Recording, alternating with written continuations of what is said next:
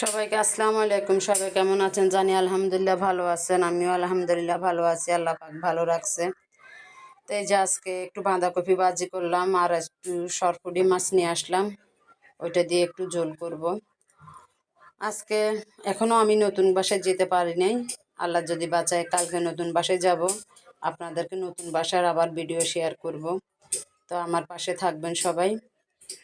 তো কী করলাম, সরপুঁটি মাছটা একটু হালকা ভাজি করে ফেললাম। আপনারা কে কীভাবে খান তা আমি জানি না, আমি কীভাবে খাই ওই জন্য এটা আপনাদের সাথে শেয়ার করলাম।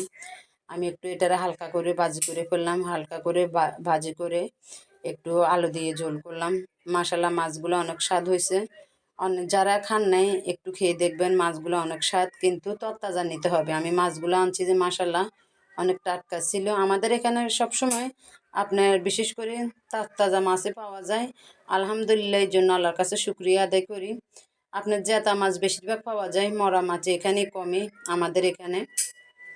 তো যাই হোক, আমি এই মাছগুলা এভাবে করে একটু বসাইছি। তবে আমি তো মশলা বেশি খাই না, যারা প্রথম দেখে আমার ভিডিওগুলো দেখতেছেন তারা জানেন আমি মশলা তরকারিতে এত বেশি খাই না। আমি পেঁয়াজ রসুন আর হলুদ মরিচ এছাড়া আর কোনো কিছু না।